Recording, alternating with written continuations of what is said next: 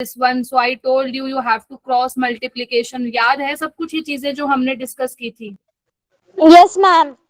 चलो अब हम स्टार्ट कर रहे हैं मेनली आपका direct proportion and inverse proportion. यहाँ से आपका मेन चैप्टर स्टार्ट हो रहा है। डायरेक्ट प्रोपोर्शन की मैंने आपको डेफिनेशन आई थिंक बता दी थी कि यहाँ पर क्या है। डायरेक्ट प्रोपोर्शन का मतलब सबसे पहले आपके पास दो क्वांटिटीज होंगी। तो जो भी आपके पास क्वेश्चन दिया जाता है, सबसे पहले आपका काम है उन दो क्वांटिटीज को रिकॉग्नाइज करना कि वो दो क्वांटिटीज कौन सी हैं। अगर जैसे ही आपको दो क्वांटिटीज मिल गई हैं, आप उसको डायरेक्ट प्रोपोर्शन कब बोलोगे? जब वो दोनों क्वांटिटीज एक साथ क्या करेंगी? इंक्रीज, और एक साथ क्या करेंगी? डिक्रीज। जैसे मैंने आपको एक एग्जांपल लास्ट क्लास में बताया भी था कि मैंने अगर लिया है नोटबुक और कॉस्ट, क्या ये मेरे पास दो क्वांटिटीज हैं? 5 नोटबुक की कॉस्ट है 100 रुपए, ठीक है। तो मुझे बताओ 10 नोटबुक की कॉस्ट क्या होगी? तो नोटबुक है पहली क्वांटिटी और कॉस्ट है आपकी दूसरी क्वांटिटी। 5 नोटबुक की कॉस्ट अगर 100 रुपए है, तो मैंने जब नोटबुक बढ़ा दी है, तो जब एक क्वांटिटी को इंक्रीज करा, तो ऑब्वियस सी बात है कॉस्ट भी क्या होगी आपकी? इंक्रीज होगी कि डिक्रीज होगी? इंक्रीज। अगर एक क्वांटिटी, दो क्वांटिटीज आपको दी हुई हैं, अगर एक इंक्रीज कर रही है, नोटबुक इंक्रीज कर रही है, तो ऑब्वियसली कॉस्ट भी क्या करेगी? इंक्रीज। तो इसको क्या बोलते हैं? आपका डायरेक्ट प्रोपोर्शन। तो दो क्वांटिटीज को आप डायरेक्ट प्रोपोर्शन कब बोलोगे? व्हेन दे इंक्रीज और डिक्रीज टुगेदर। दोनों एक साथ इंक्रीज करेंगी, डिक्रीज भी करेंगी। अगर एक डिक्रीज करे तो दूसरी भी डिक्रीज करेगी, but in same ratio. Ratio भी क्या होना चाहिए? सेम होना चाहिए। जो 5 नोटबुक की कॉस्ट 100 रुपए है, जो इसका रेशो आएगा वही सेम इसका रेशो आना चाहिए। ये नोटबुक इंक्रीज कर रही है तो डेफिनेटली कॉस्ट भी इंक्रीज करेगी, बट इनका जो रेशो है वो भी क्या आना चाहिए? सेम आना चाहिए। डेफिनेशन सबको क्लियर है? Yes ma'am. तो डेफिनेशन लिखो सबसे पहले इसकी। डायरेक्ट प्रोपोर्शन क्या होता है? Two quantities are said to be direct proportion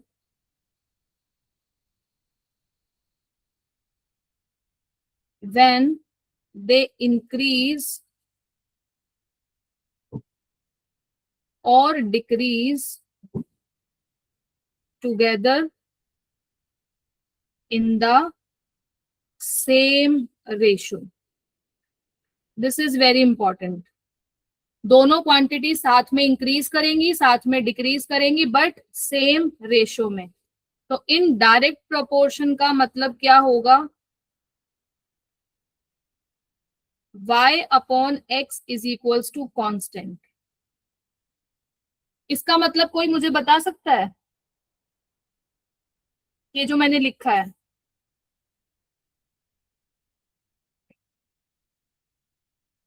y और x का मतलब क्या है? दो क्वांटिटीज हैं, एक को रिप्रेजेंट किया है x से, एक को रिप्रेजेंट किया है y से।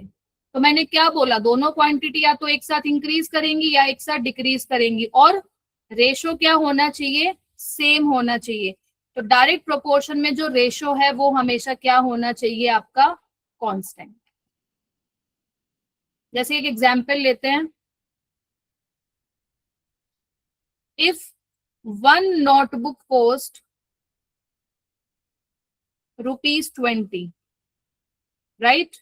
सो बेटा आपको एक टेबल दी हुई है, notebook and cost. One notebook की कॉस्ट है 20, 2 नोटबुक की कॉस्ट क्या होगी? आप मुझे खुद बताओ। अगर एक नोटबुक की कॉस्ट 20 है तो दो नोटबुक की कॉस्ट क्या होगी? जब नोटबुक इंक्रीज कर रही है तो कॉस्ट भी इंक्रीज करेगी, बट रेशो भी सेम होना चाहिए। तो नोटबुक और कॉस्ट का रेशो क्या आ रहा है?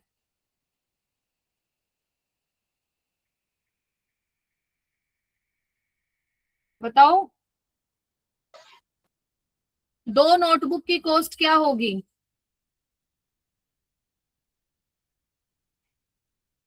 ये तो बहुत बेसिक सवाल पूछ रही हूँ मैं आपसे। अगर एक नोटबुक अगर आप 20 रुपए की लेके आओ, दो नोटबुक कितने की लेके आओगे? 40 की। तो इसका रेशियो क्या 1/20 आ रहा है कि नहीं आ रहा है, नोटबुक का और कॉस्ट का? क्या इसका Yes, रेशो 2/40 है? ये भी तो 1/20 आ रहा है कि नहीं आ रहा है? तो ये कौन सा प्रोपोर्शन है आपका? डायरेक्ट प्रोपोर्शन है कि एक क्वांटिटी इंक्रीज कर रही है, कॉस्ट भी इंक्रीज कर रही है, साथ में इनका रेशो भी क्या आ रहा है आपका? सेम आ रहा है। तो 3 नोटबुक कितने की होंगी? 60 की। 4 नोटबुक कितने की होंगी? 80 की। और 5 कितने की होंगी आपकी? 100 की। समझ आ गया?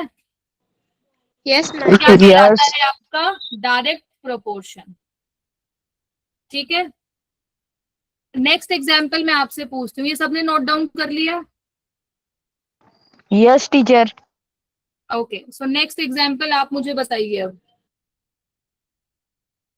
If 4 notebook cost ₹80, then 7 notebook cost. Tell me what will be the answer?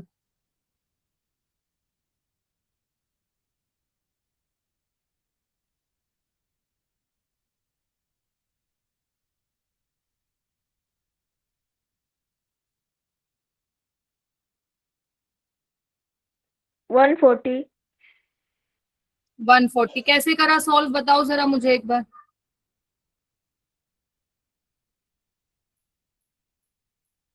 जिसने आंसर दिया है वो एक्सप्लेनेशन दे मुझे इस क्वेश्चन की।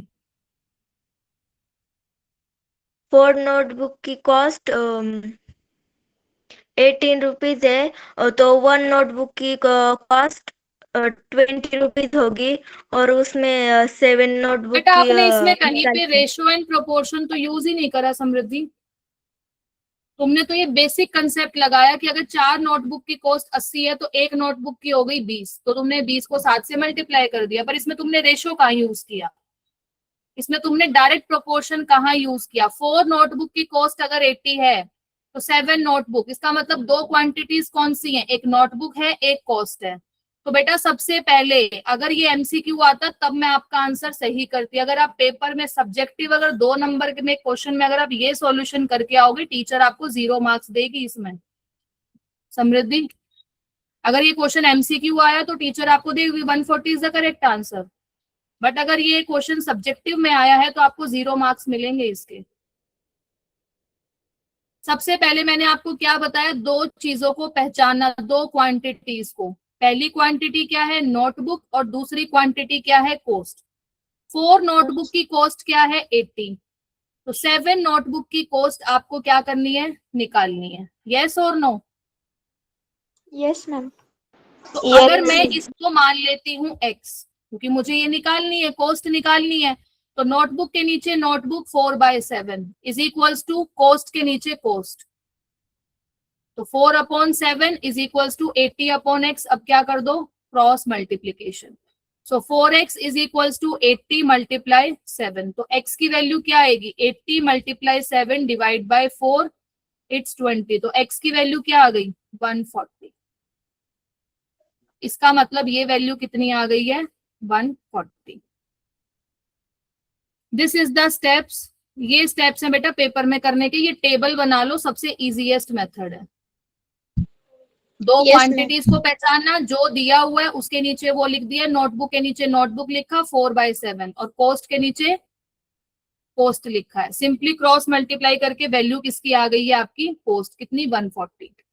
और आप देख सकते हो इनका रेशो 4/80 का रेशो कितना होगा? 1/20, और 7/140 का रेशो भी कितना होगा? 1/20। समझ आ गया? चले आगे। Yes ma'am. Yes ma'am. ये था बेटा आपका Yes, डायरेक्ट teacher. प्रोपोर्शन। जब आपके पास 2 क्वांटिटीज हैं, दोनों एक साथ इंक्रीज करेंगी या एक साथ डिक्रीज करेंगी सेम रेशो के साथ। बट नेक्स्ट आता है आपका इनवर्स प्रोपोर्शन। बेटा अभी तो हम डेफिनेशन डिस्कस कर रहे हैं, फिर एक एक डेफिनेशन पे बेस्ड एग्जांपल्स डिस्कस कर रहे हैं, बट पेपर में आपको खुद पहचानना है कि ये क्वेश्चन डायरेक्ट प्रोपोर्शन का है या इनवर्स प्रोपोर्शन का है। ठीक है, और अगर डायरेक्ट प्रोपोर्शन है तो अभी हमने क्या चीज यूज करी है कि दोनों क्वांटिटीज का जो रेशो है वो क्या आएगा? कांस्टेंट। ठीक है, अब इनवर्स प्रोपोर्शन में क्या होगा, एक क्वांटिटी अगर इंक्रीज कर रही है तो दूसरी क्या करेगी, डिक्रीज, मतलब उल्टा होगा यहाँ पे। तो यहाँ पर भी क्या होंगी आपके पास, दो क्वांटिटीज। तो दो क्वांटिटीज को आप इनवर्स प्रोपोर्शन कब बोलोगे, जब एक करेगी इंक्रीज तो दूसरी क्या करेगी, डिक्रीज। या ये अगर डिक्रीज कर रही है तो वो क्या करेगी आपकी, इंक्रीज। अगर मैं आपसे एक सिंपल क्वेश्चन पूछती हूँ, दो वर्कर है जो काम को 7 दिन में कर रहे हैं, तो अगर मैंने वर्कर बढ़ा दिए 5 वर्कर, तो आप मुझे बताओ डेज ज्यादा लगेंगे कि कम लगेंगे, कम लगेंगे। तो ये दो क्वांटिटी कौन सी हुई, पहली क्वांटिटी वर्कर हुई, दूसरी क्वांटिटी डे हुई। वर्कर तो बढ़ रहे हैं पर डेज क्या हो रहे हैं, कम हो रहे हैं। तो एक क्वांटिटी वर्कर वाली क्या कर रही है, इंक्रीज, पर डेज वाली क्वांटिटी क्या हो रही है आपकी, डिक्रीज। तो इसको क्या कहते हैं, इनवर्स प्रोपोर्शन। समझ आया? डेफिनेशन लिख लो यस इसे टीचर। फटाफट से, two quantities are said to be inverse proportion when one quantity increases while the other decreases in such a way that their product is that the product remains constant. Direct proportion में हम क्या कह रहे थे कि उनका जो ratio है y अपॉन x क्या आना चाहिए था, कांस्टेंट। यहां मैं क्या कह रही हूं, उनका प्रोडक्ट, तो x मल्टीप्लाई y क्या आना चाहिए आपका, constant. This is your inverse proportion and ऊपर वाला क्या था आपका, डायरेक्ट प्रोपोर्शन। समझ आया सबको? Yes teacher. Yes ma'am. Direct proportion and inverse proportion. एक एग्जाम्पल लिखो अब इसका। ये डेफिनेशन सबने लिख ली है। One quantity increase while the other decrease, product is constant। Direct proportion में उनका जो डिवीजन था वो क्या था आपका, कांस्टेंट था। एग्जाम्पल लिखो इसका इनवर्स प्रोपोर्शन का। सपोज इसमें भी आपको क्या टीचर एक करनी है, सेकंड वो डेफिनेशन दिखाइए ना। हाँ लिखो बेटा, जल्दी लिखो।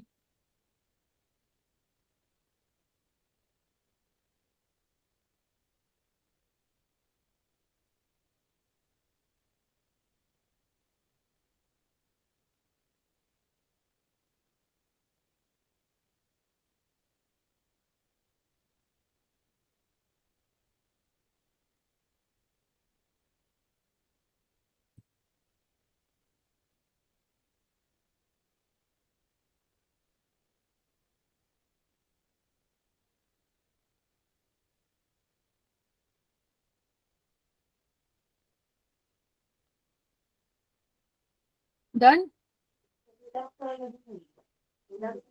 Yes ma'am. Okay, next example लिखो। Suppose 4 workers complete a job in 12 days. If the number of workers increases, the number of days required decreases. This is correct? Yes or no? 4 workers complete a job in 12 days, right? So if the number of workers increases, so obviously number of days required decreases. So now we have two quantities, workers and days. So workers 4, days 12. Now if I'm saying if workers is 8, so now how many days? Tell me.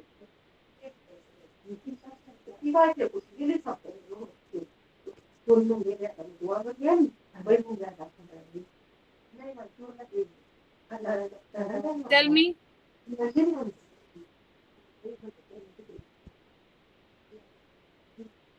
कैसे करोगे इसको बताओ।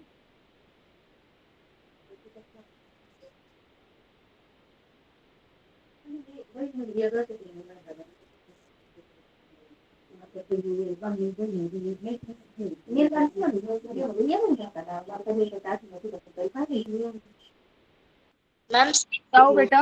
Ma'am 8 × 3 8 × 3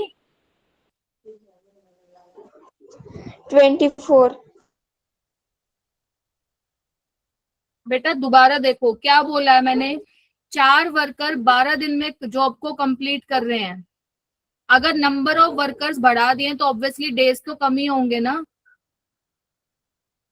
तो yes मुझे वो days बताओ क्या होंगे।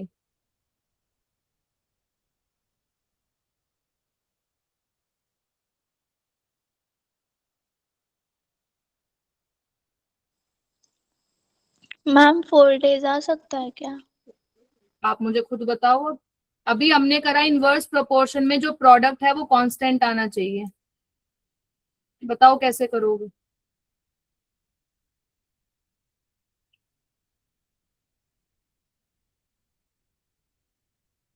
मैम इसका आंसर 6 है क्या? कैसे आया बेटा 6 बताओ मुझे। मैम मैंने 4 × 12 किया तो उसका आंसर 48 आया। तो मैंने हाँ जी 8 × x = 48 किया तो एक वेरी साइड गुड। में ले लिया Yes, correct equal answer. To 48/8। Yes तो बेटा ये इनवर्स प्रोपोर्शन है या नहीं है। जब वर्कर इंक्रीज कर रहे हैं तो ऑब्वियसली डेज क्या होंगे डिक्रीज। यहाँ पे वो क्या कह रहा है कि इनवर्स प्रोपोर्शन में जो दोनों का प्रोडक्ट है वो क्या आना चाहिए कांस्टेंट।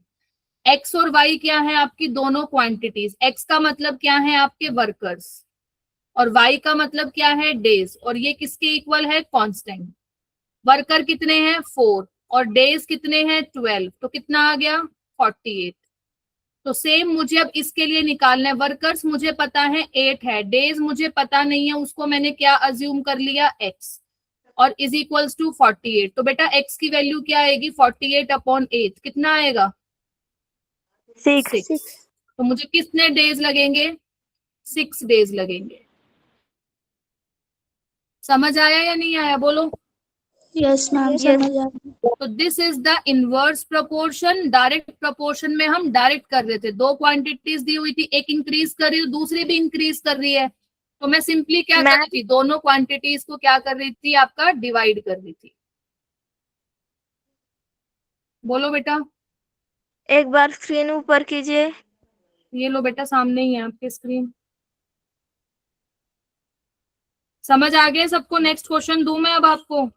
अब बताओगे खुद यस क्वेश्चन पढ़ के कि ये कौन सा है। ठीक है यस मैम। चलो नेक्स्ट क्वेश्चन लिखो।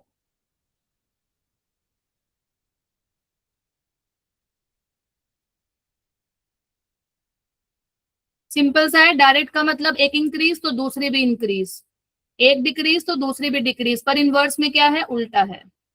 ठीक है और डायरेक्ट प्रोपोर्शन का सॉल्व करने का तरीका मैंने आपको इजीएस्ट तरीका बताया। पहले दोनों क्वांटिटीज को लिखो जिसमें जो दिया हुआ है वो लिखा। फिर उसके बाद क्या कर दिया नोटबुक के नीचे नोटबुक कॉस्ट के नीचे कॉस्ट। सिंपल तरीके से आप वैल्यू निकाल सकते हो। This is your direct proportion. But inverse में क्या बोला है उनका जो प्रोडक्ट है वो कांस्टेंट है। तो इन दोनों का जो प्रोडक्ट है वो क्या आना चाहिए 48। तो यहाँ पर निकालने के लिए दोनों क्वांटिटीज को मल्टीप्लाई ये आपको निकालना था। तो this is the easiest method. तो 8 6 अगेन कितना आएगा 48 आएगा। चलें आगे नेक्स्ट क्वेश्चन दूं। Yes yes ma'am. चलो लिखो नेक्स्ट क्वेश्चन। एक इजी सा एक और दे देती हूँ फिर उसका आंसर बताओ। फिर हम आपकी बुक के एग्जाम्पल्स पे चलते हैं। इसका बताओ।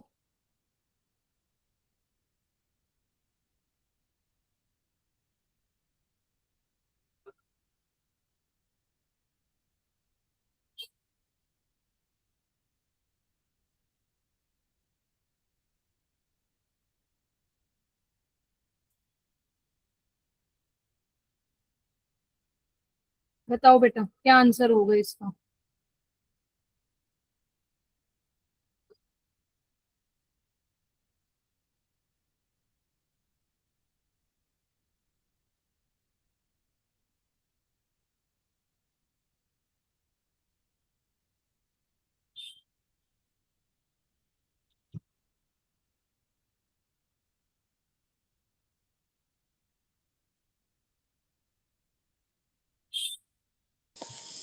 मैम इसका आंसर 10 है। Very good. क्या सबका आ गया ये आंसर?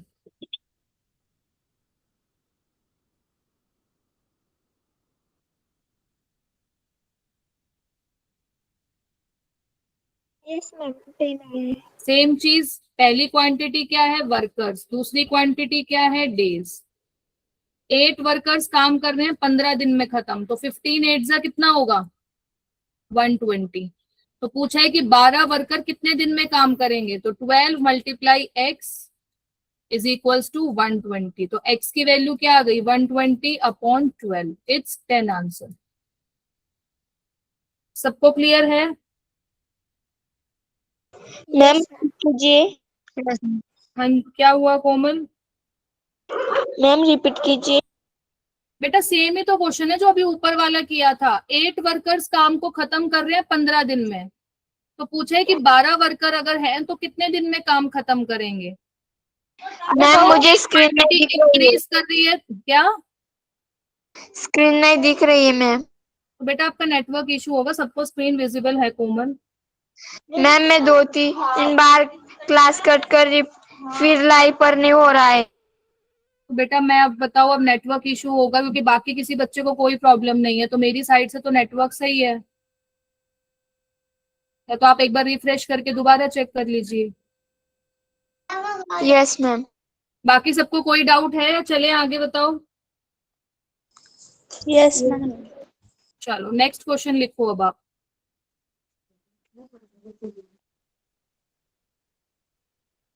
ये मैं क्वेश्चन देखती हूँ किसको कितना अब समझ आया है।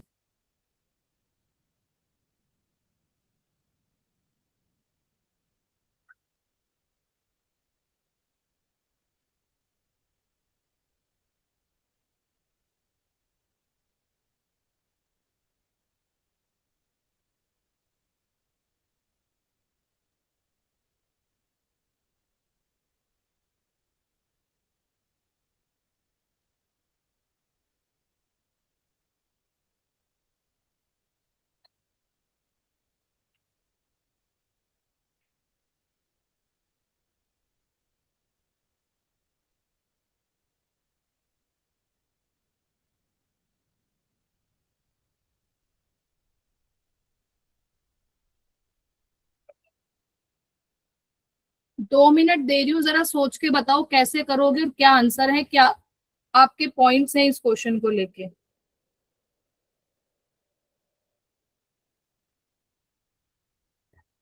The ratio of ages of Seema and Rajshree. Rajshree and Seema की एजेस का रेशो दिया हुआ है 3:1। एंड राजश्री एंड अतुल की एज का रेशो दिया हुआ है 2:3। Then find the ratio of the ages of Seema, Rajshree and Atul.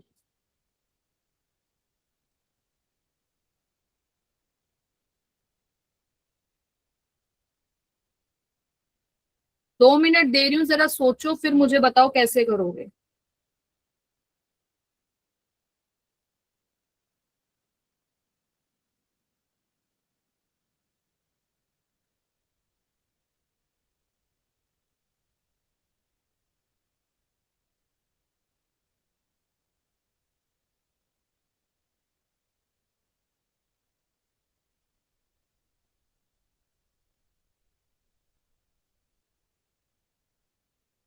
किसी को समझ आया?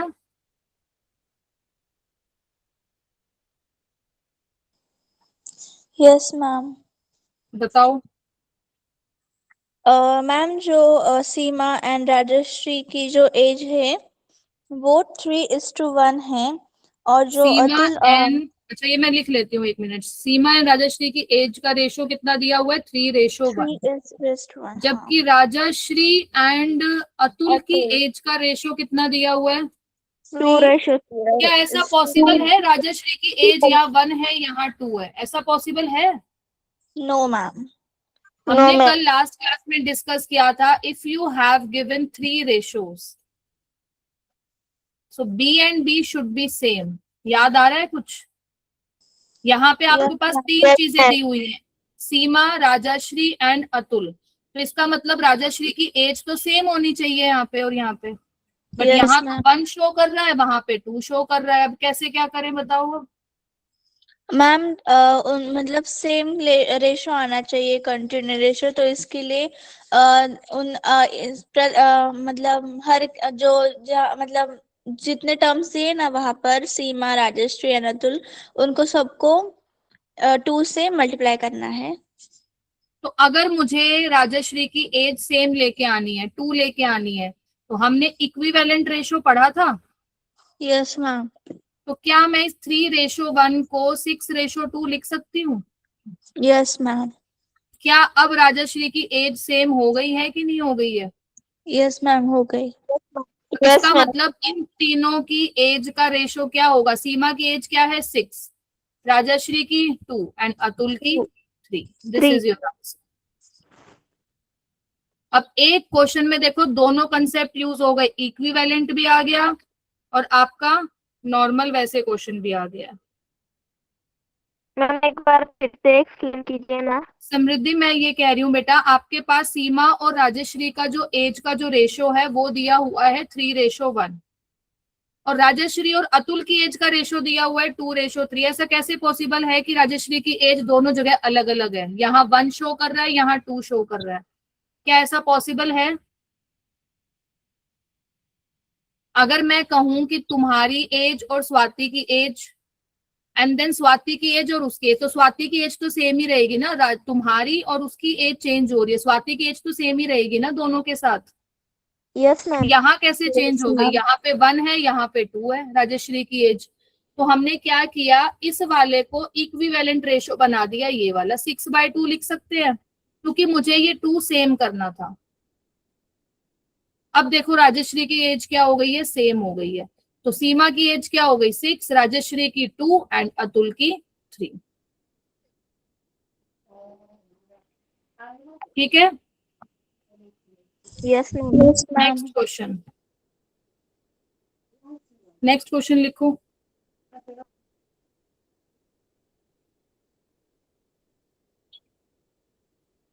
क्वेश्चन को पहले ध्यान से रीड करना।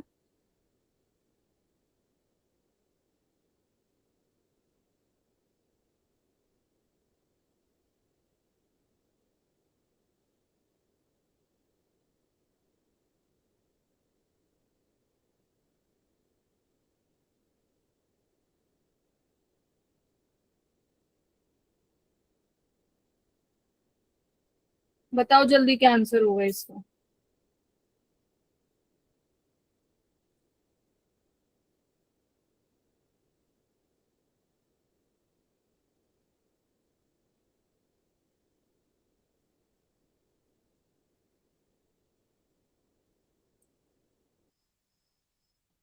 मैम मैं बता सकती हूँ क्या? 1 मिनट रुको बेटा।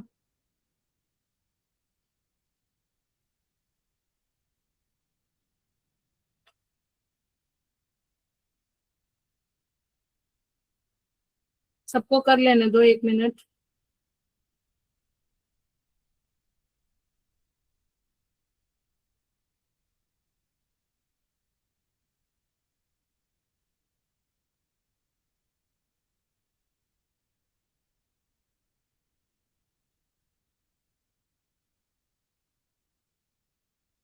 स्वाति डन।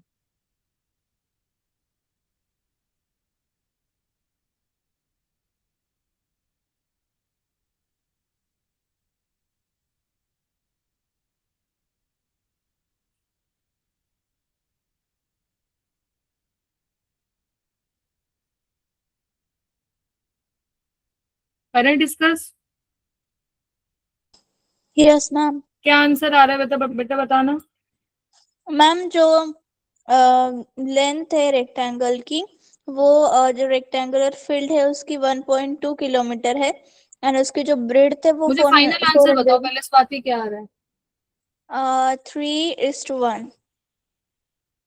बाकी बताओ भाई, ऋतुपर्णा, समृद्धि, कोमल, बताओ।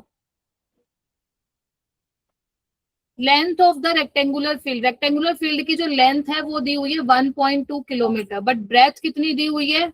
400 मीटर। फर्स्ट थिंग तो इनकी दोनों की यूनिट ही सेम नहीं है, 1 किलोमीटर में है, 1 मीटर में। और मैंने आपको बोला था कि अगर आप रेशो में चेक कर रहे हो तो दोनों की जो क्वांटिटीज है उनकी यूनिट क्या होनी चाहिए?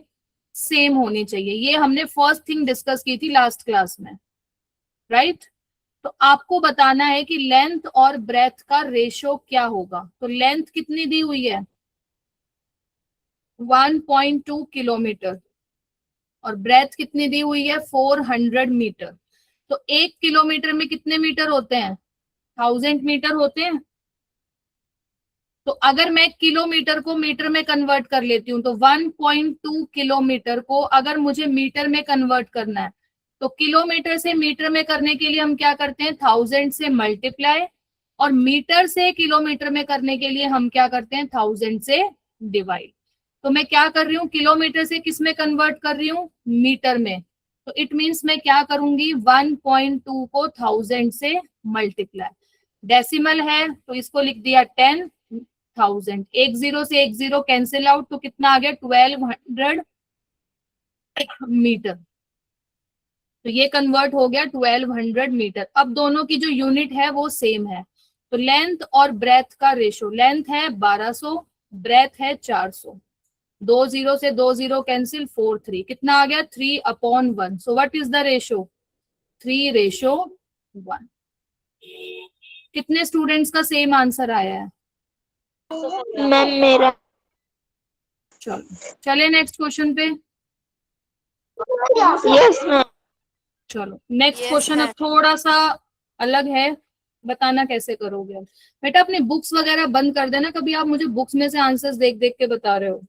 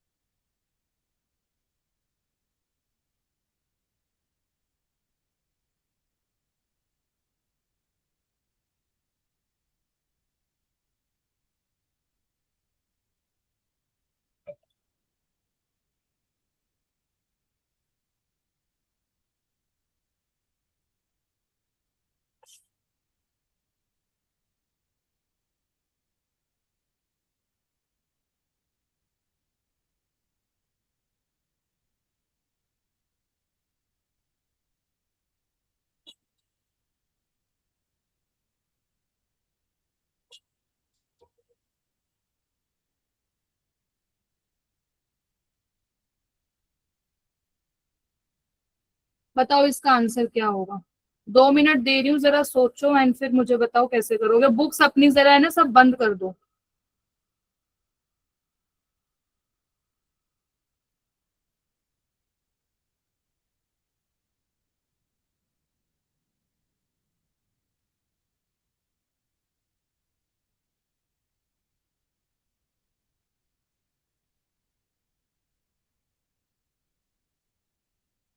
मैम यस बोलो ऋतुपर्णा।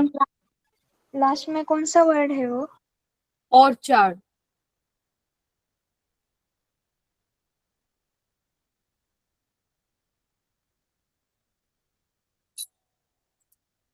वेट अ मिनट बेटा।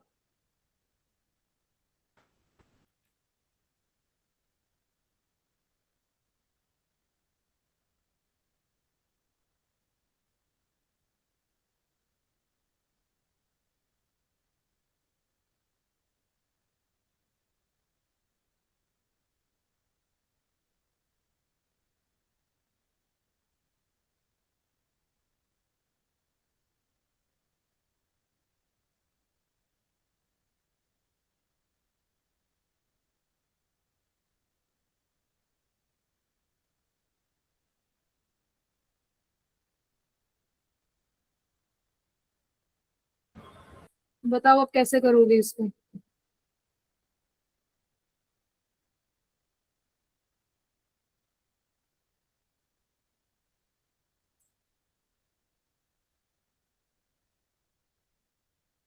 समझ आ रहा है, कुछ एक्सप्लेन करूं थोड़ा बहुत, पहले बताओ। क्वेश्चन कह रहा है the ratio of number of mango tree to the chiku tree. Chiku tree. 1 minute रुकना बेटा।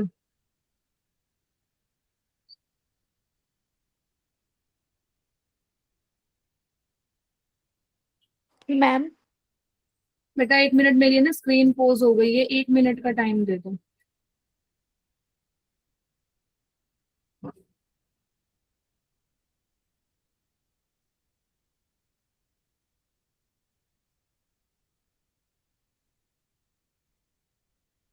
चलो एक्सप्लेनेशन बता दो, कौन देगा इसको, क्वेश्चन को बताओ।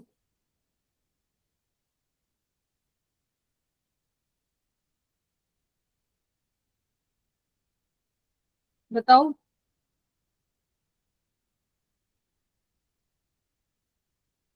या समृद्धि एक्सप्लेनेशन दो।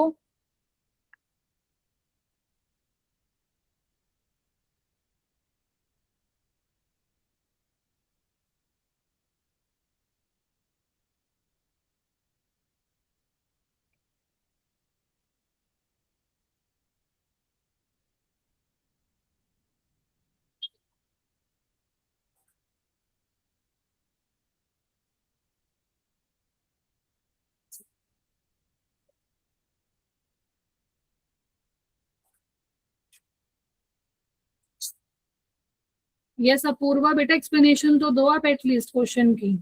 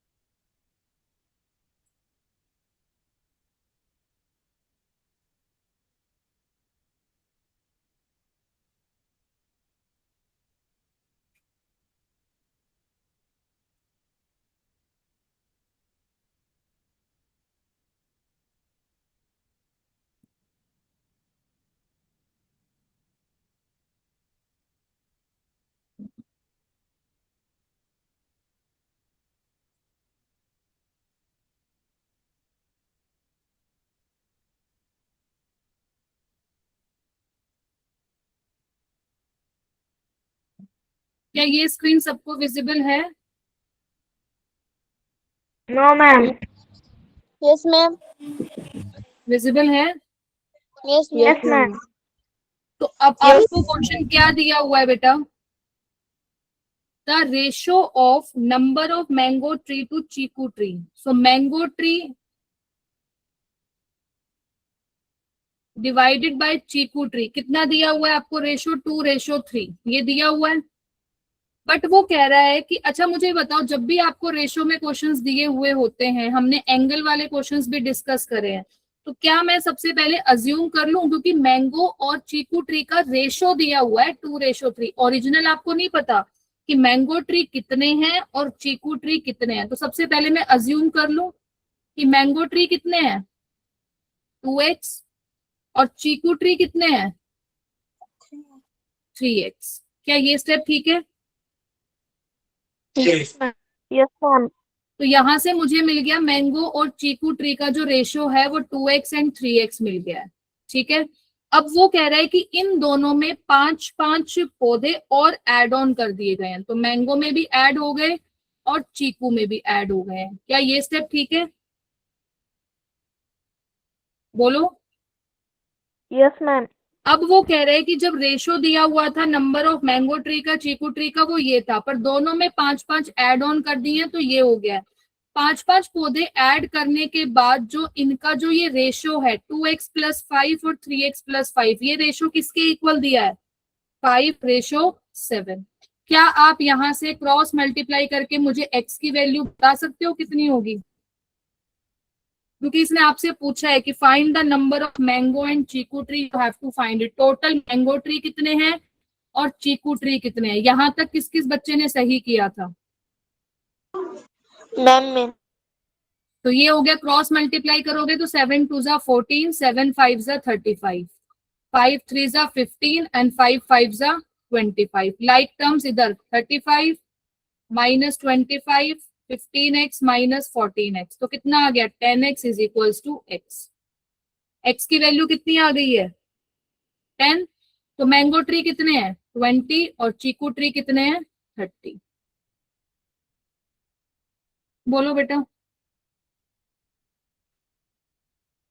समझ आया या नहीं आया ये वाला क्वेश्चन? बोलो।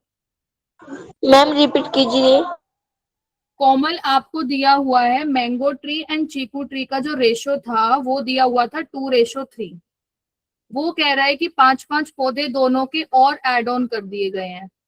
जैसे ही पौधे ऐड ऑन कर दिए उनका रेशो क्या बन गया 5:7। तो आपको बताना है कि ऑर्चार्ड में मैंगो ट्री कितने थे और चीकू ट्री कितने थे। तो सबसे पहले मैंने मैंगो ट्री को मान लिया 2x और चीकू ट्री को मान लिया 3x। इनका रेशो कितना दिया हुआ था 2x/3x। अब वो कह रहे हैं जिन दोनों में 5-5 पौधे ऐड ऑन कर दिए गए हैं, तो 2x + 5 3x + 5। जैसे ही इसमें ऐड ऑन किया तो ये जो रेशो था वो किसके इक्वल है 5/7। क्रॉस मल्टीप्लीकेशन करके बेटा हमने x की वैल्यू कितनी निकाल ली है 10। तो अब आप बता दो मैंगो ट्री क्या अज्यूम किया था 2x, तो 2 × 10 20, 3 × 10 कितना हो गया 30। तो मैंगो ट्री 20 थे और चीकू ट्री कितने थे आपके 30। समझ आ गया? Yes ma'am. नेक्स्ट क्वेश्चन लिखो। ये भी बिल्कुल सेम क्वेश्चन है। आई थिंक जिसको ये मैंगो ट्री वाला समझ आ गया उसको ये भी समझ आ जाएगा। The ratio of 2 numbers is 5:7 if 40 is added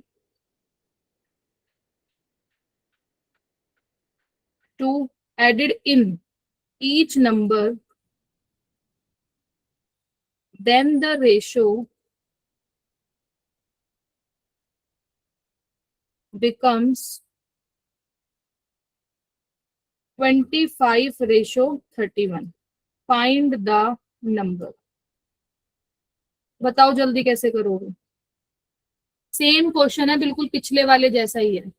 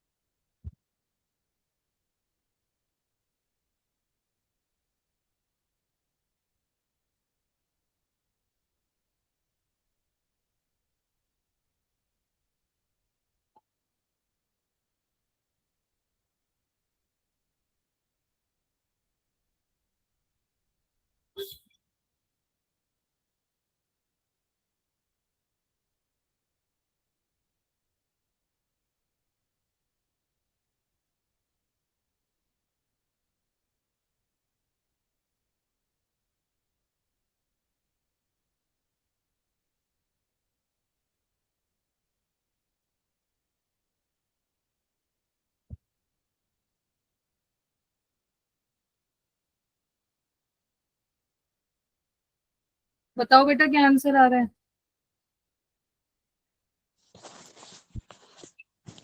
ma'am first number का 60 आया है और सेकंड का 84। Very good, it's correct answer. Yes ma'am, मेरा भी बाकी सेम आया है। स्टूडेंट्स का? यस तो सबसे मैम, पहले मेरा भी कैसे वही लिखेंगे आया है। इसको सॉल्यूशन में?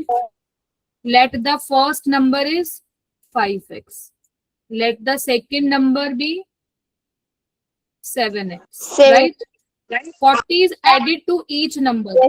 फर्स्ट नंबर में 40 ऐड किया तो 5x + 40, इसमें ऐड ऑन किया तो 7x + 40। तो रेशो क्या बन गया 25:31। तो 5x plus 40 divided by 7x plus 40 is equals to 25/31।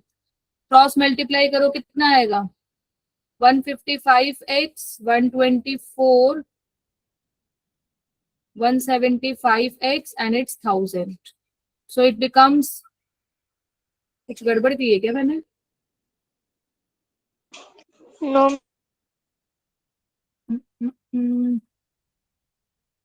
अच्छा ये जीरो भी आया। चाहिए। तो 1240 minus 1000 is equals to 175x minus 155x. तो ये आ गया 240 is equals to 20x. तो x की वैल्यू कितनी आई है 12. तो फर्स्ट नंबर आ गया 60 एंड सॉरी एंड दूसरा नंबर आ गया 84. सबका यही आ रहा है? यस तो बेटा आपकी फर्स्ट एक्सरसाइज हमने खत्म कर ली है। अगला जो टॉपिक है वो है आपका रेशोज को कंपैरिजन करना। ठीक है, कि अगर आपके पास नेक्स्ट हेडिंग है आपकी कंपैरिजन ऑफ रेशोज।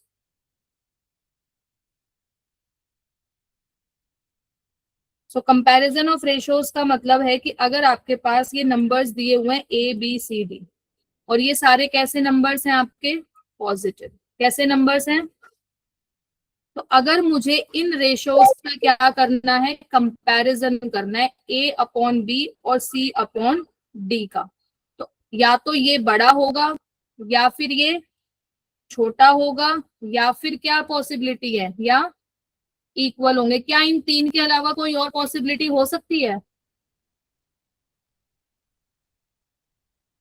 बताओ। अगर आप दो रेशियो को कंपैरिजन कर रहे हो या तो ये रेशो बड़ा होगा या ये रेशो बड़ा होगा या फिर दोनों क्या होंगे इक्वल होंगे। तो अब सबसे पहले मुझे बताओ कि अगर a अपॉन बी ग्रेटर है c अपॉन डी तो मैं क्या क्रॉस मल्टीप्लाई कर सकती हूँ? तो क्या मिला A D is greater than B C. यहां से क्या मिलेगा A D is less than B C और यहां से ए डी किसके इक्वल मिलेगा बी सी। यस और नो? Yes ma'am. तो अगर मैं आपसे पूछती हूँ कि 4/9 और 7/8 इन दोनों रेशो में से कौन सा बड़ा है, कौन सा छोटा है या कौन सा इक्वल है, बताओ कैसे करोगे?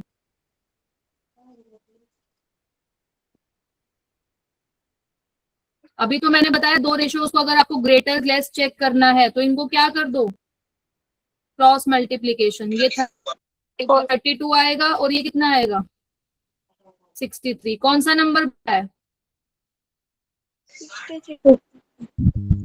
63। तो 4/9 और 7/8 में कौन सा रेशियो बड़ा है? ये वाला।